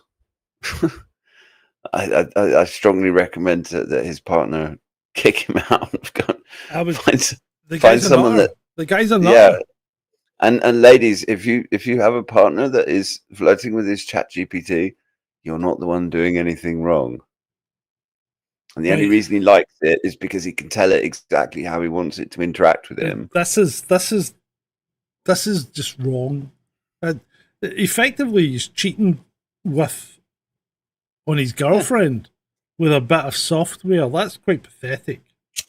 Yeah. I mean, it's in terms of his relationship with his partner, it's the same as if he was chatting to a bird online. I mean, it's not just because it's a ChatGPT generated woman. His intent and his the way where he's directing his attention and his affection is on someone else. Yeah, effectively, that's in his head. It's in his head, but or an avatar in the Matrix. I mean, this isn't healthy. He needs therapy. This is not healthy behaviour. Right, French Prime Minister. This is one of yours. This one made me laugh. So French Prime Minister Bayrou decided to show by personal example how to fight Putin. To this end, Francois climbed into a Rafale jet fighter jet and got stuck in it. Just like Winnie the Pooh in the Soviet cartoon, he had to be pulled out by a joint effort. Take that, Putin. He did. He got stuck in it. Oh, I love this one. It's like squeeze your fat ass into a freaking Rafale jet, and then you can't get yourself out again. Oh my god, it's hilarious. I think we got that from the crowd in the street as well. I think they loved it also. Thank you, Brighton. I have to have the windows open because no, that's fine, mate. It's fine. You guys are going to get all the wombats. Don't worry about it. It was right in the background. Right. Okay. Ooh. Right. This is fair. This is a fair point, right? It's 28 degrees here. It's been 28 degrees here before. It will be 28 degrees here again. Why are we got, heat health warnings now? Because, 10 times the amount of people die in the cold than they do in the heat. Why? Well, it's because they have to propagandize everyone. They do. Because I know. And this drives me absolutely insane. These stupid, because if you look at the UK weather maps now, they've gone so dark red. There's no darker shades of red, so they're now going the deathly shade of grey. So it looks like ash. Yeah. And it's just propaganda, and it's also it's just fear. They always have to keep the population afraid. Because if they're not afraid of the weather, then all of this money that is being siphoned away by all of these green charlatans, the people will be like, hang on a minute, no way. Yeah, you're right. There you go. There's a tablet. Sorry. no, let's move on. Otherwise, I'll just start ranting again. Yeah, I'd like to cut your rants off. Oh, this one. Yep. So, 2,780-year-old Israelite tablet finally translated to reveal its message. Persia is only weeks away from developing a nuclear weapon. Oh, I love this. Is one of my tweets of the week. I love that one. Did you read the comments at all? No. You should have read the comments, because a guy, some Arabic guy, obviously English isn't his first language, but the basic thread was, could you point out to me the word that means nuclear in this text?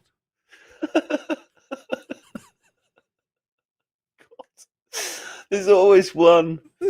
There is always one on the internet. Hook, line, and sinker. We have a winner, people. Right, moving on. What the heck fell in a neighbourhood in Indianapolis on June the 18th? This huge circular spear landed in the neighbourhood out of nowhere. It's got a door on it. It's just sitting by the side of the curb. What could it be? What fell into Indianapolis? It's a fucking septic tank. That's all it is, people. That's just ridiculous.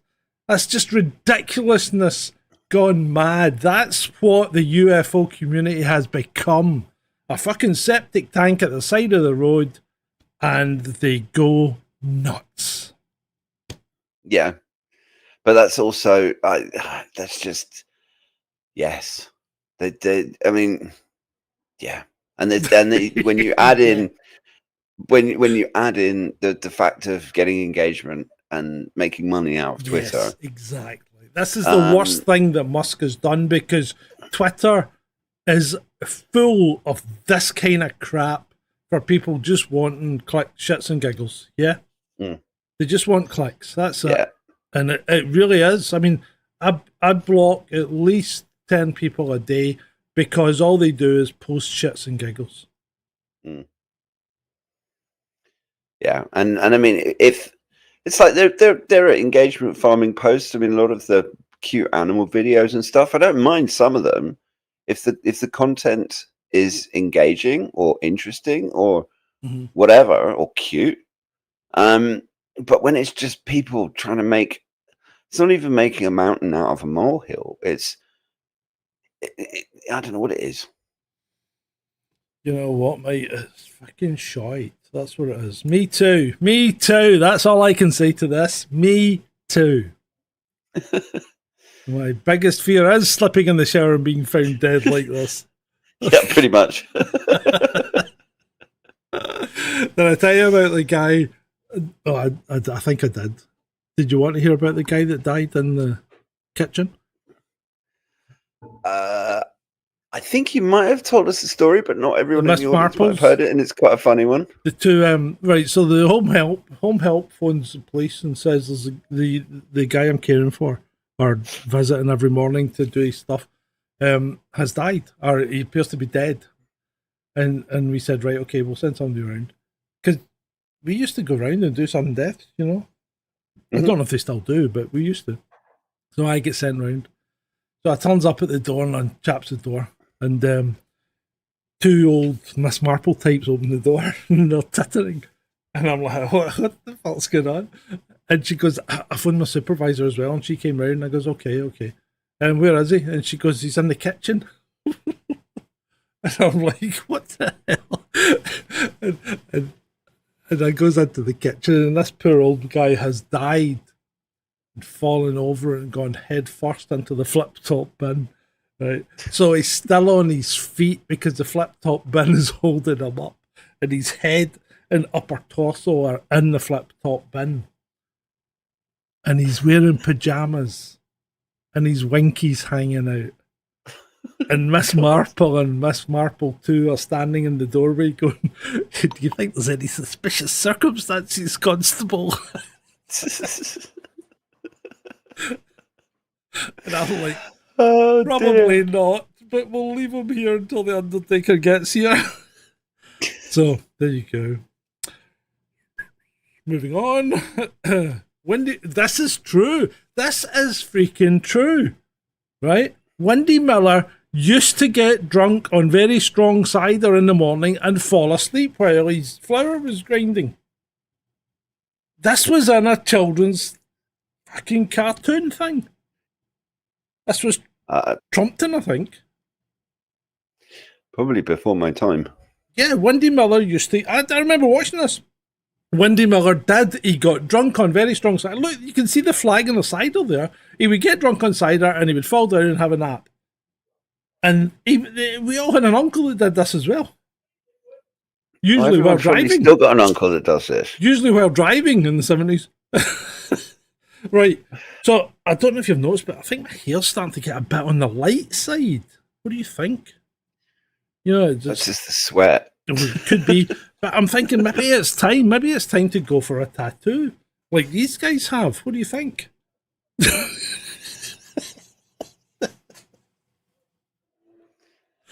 Oh dear. Yeah.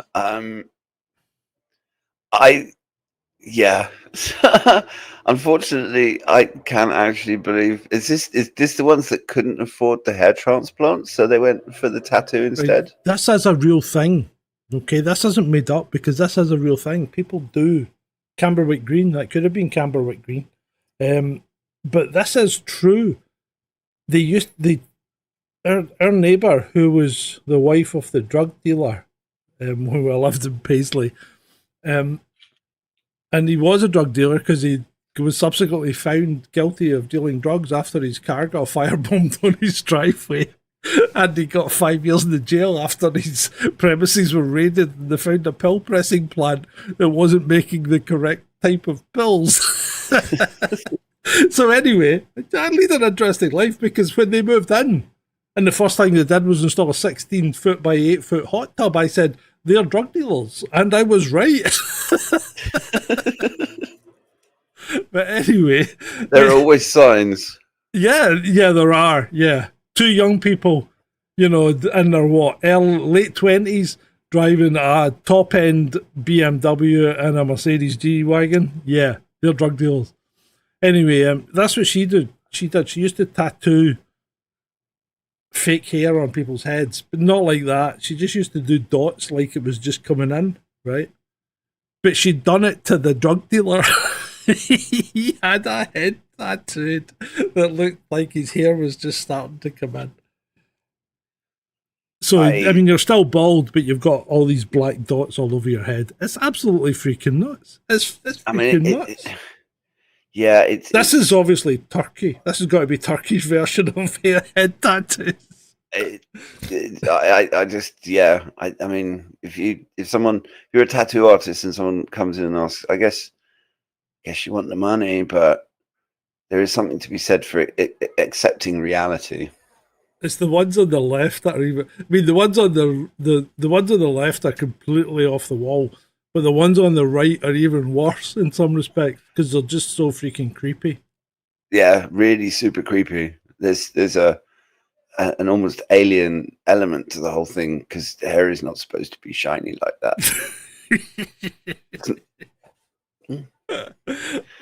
This is a few hours of tattooing and an entire lifetime of regret. Imagine trying to get laser removal on that. Your head would swell up to the size of a melon. Right? You'd end up looking like a bloody alien. Yeah. So, I just thought that was quite funny. I don't know why I put this in. It's actually not that funny. But I tell you what, it's quite funny. This tree that decides it's had enough of the forest and is trying to slope off.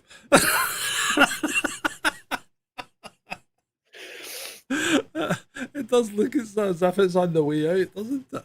Yeah, it looks like it's making a really dramatic ending as it decides to go off into the water and never be seen again. New chat, Rich Watts. I wish you were rich and would give us some contributions. Oh, you can't just immediately jump on new people and start asking them for money. What's your name, Elensky? Yeah, give me money.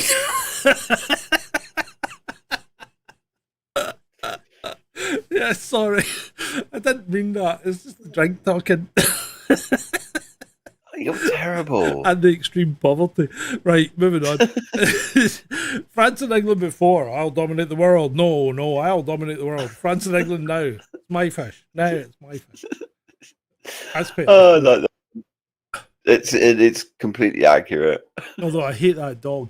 I hate those. It's a little naffo dog. Yeah, that's why I hate them. In this context, but in this context, we're taking the piss out of it, so it's all right. It's an appropriate dog to use. Talking about taking the piss, this guy has a sense of humor. Right? His t-shirt says ex-chainsaw jugular. Ex-chainsaw. Holy shit, man! Try speaking English. Ex-chainsaw juggler for hire. 25% off. I mean, if you, it's one way of dealing with your disability. Yeah, I think that's one of yours. That one isn't. Is it not? No. I'm pretty sure you sent that to me. Oh no, this one. Yeah, no, this one is not the chainsaw juggler one. Wait a minute. This is democracy. It's what? It did, Rich. It did look like an ant. You're right. Right, carry on. But this is exactly what it's like. This is the UK at the moment.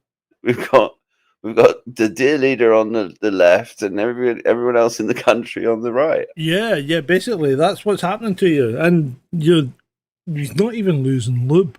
He's not even using lube.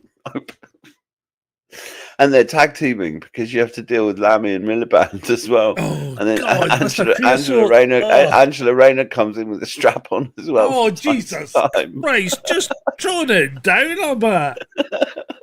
Angela Rayner, that's just an image I'm not sleeping tonight. Not now. Holy Toledo. Right. Yeah, this is one of yours as well. Which one's this one? Oh yeah, I was thinking about myself when I saw this. You're not addicted to X. You're monitoring the situation. It's been like that all week, literally. I mean, pretty much from last Saturday, because when we were talking about things kicking off, it's like I just the doom scrolling, looking for signs of the imminent end of the world. Oh, Matthew says that was his post. Where's the credit? What post was that, Matthew? What one? Oh no, it was. I'm remiss. because I completely forgot. And also, you didn't put the original poster on there. Well, I just copied the picture. Well, yeah. Yeah, because it's crack. The look of experience. I don't know. Right, anyway. Whew. Right, let's move on. Are we moving on? Yeah. Yeah, now moving on. In 1993, a zoo owner in Mexico was arrested for illegally purchasing a gorilla, mistakenly believing it was a real animal when it was actually an FBI agent in a gorilla suit. Now, questions. I have questions. One, drugs has always been a problem in Mexico by the side of things. Two, what the fuck are the FBI doing stinging someone in Mexico with an FBI agent in a gorilla suit? Surely that's entrapment. Well, Are the FBI not meant to work in are they not meant to work in But what I can't understand is how a person in a gorilla suit could be mistaken for a real proper gorilla, because they just look nothing like each other. Yeah. I mean, arm length, leg length, it's not, body proportions are wrong. Although one of my most favorite movies in the world, which is one that I watch at Christmas every single year, which is Trading Places, that has a scene in it where one of the main bad guy in the one of the bad guys in the movie gets put into he gets gagged with duct tape and put into a gorilla suit and then put into a cage with a real gorilla that actually doesn't really look and then ends up in Africa, which is quite fun. Yeah, and has the gorilla not got amorous intentions again? Oh yeah, very amorous intentions. Oh.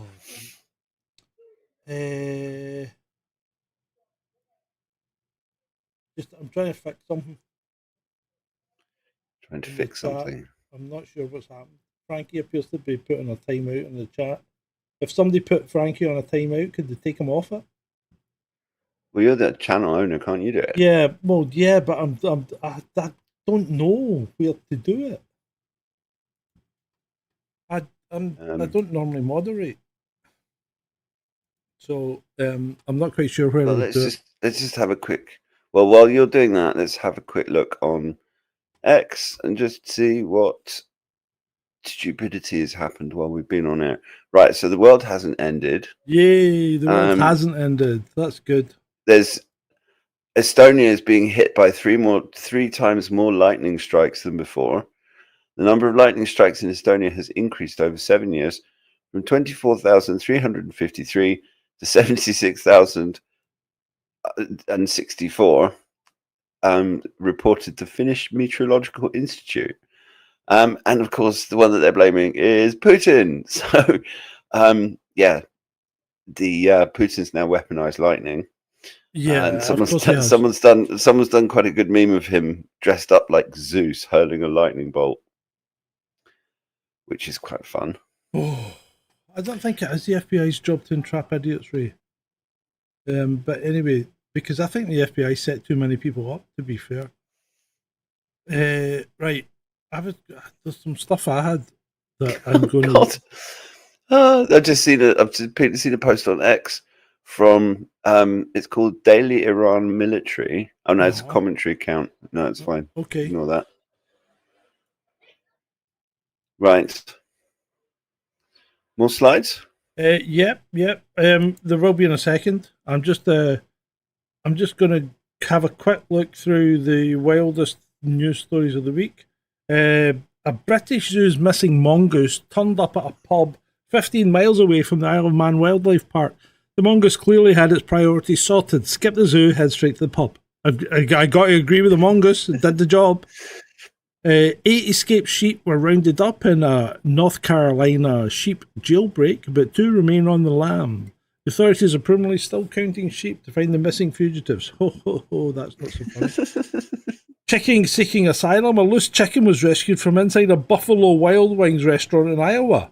The irony was apparently lost on everyone involved. And isn't it ironic? A Czech family's fake dental practice. The three suspects, all one family, allegedly treated patients in a fake dental clinic without proper licenses or professional training.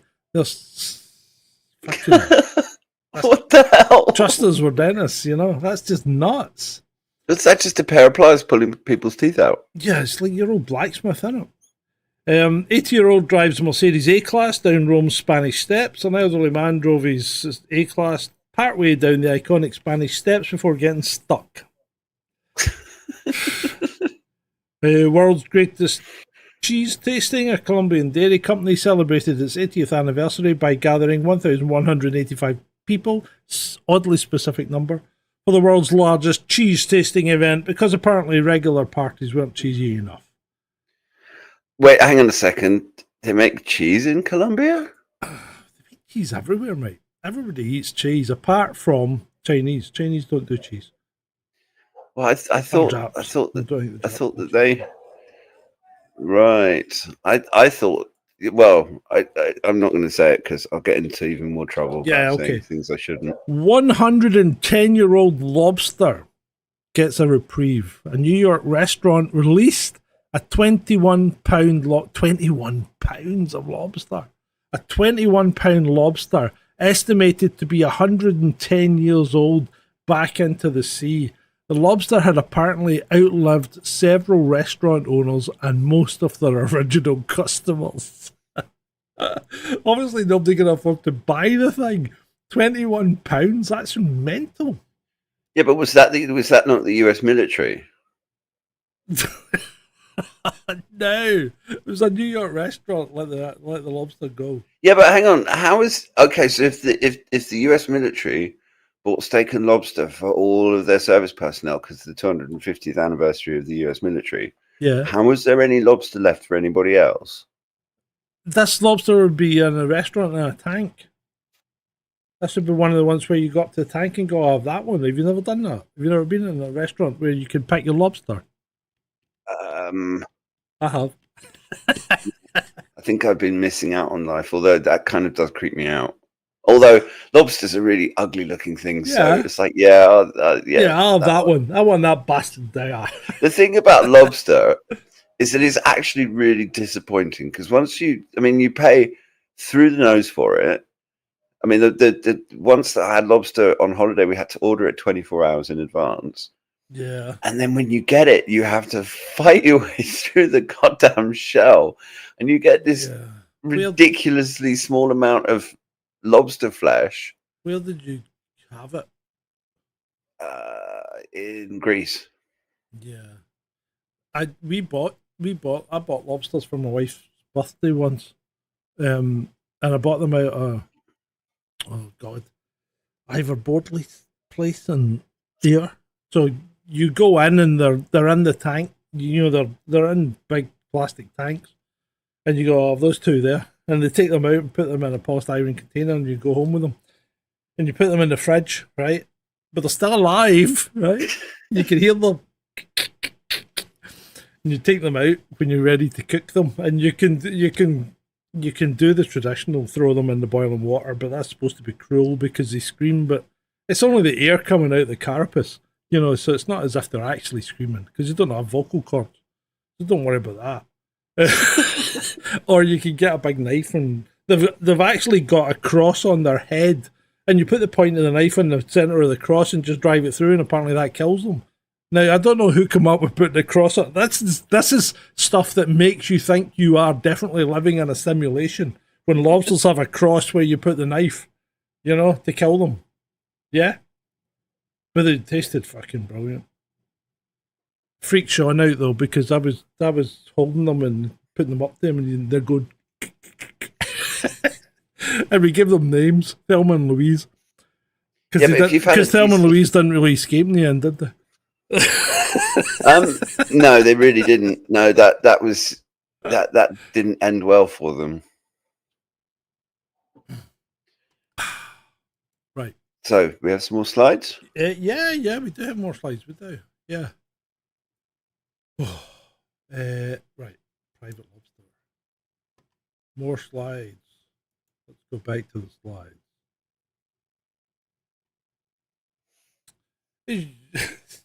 This gets me.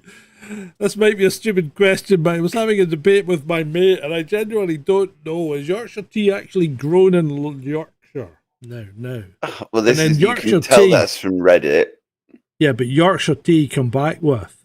Now it's mined in Yorkshire. That's the kind of spunk that we expect from our tea company, isn't it? Well, occasionally the thing with these companies is that a lot of the time they have these social media accounts and they just don't know how to use them. And then you have the occasional one that just happens to hire someone that really gets social media, and they come up with little gems like this. But I mean, the fact that the original question is being asked on Reddit is not a surprise. No. Wendy's social media is just the best.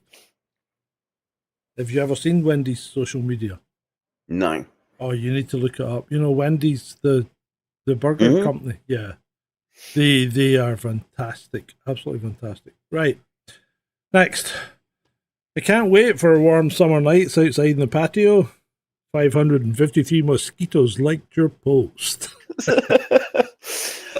Well, yeah. It's a real problem. It is. We've only Especially in one slice Scotland. We don't get that many mosquitoes down here, fortunately. With only one slide. Oh, the big one. Yeah. Can you remember what you meant to say? No. 1 in 3 people. Oh, 1 in 3 people are idiots. No. 1 in 3 people are ugly. Oh, right. Yes, well, the same Then thing. I say, it's not me. It's not me either. It's been great for you.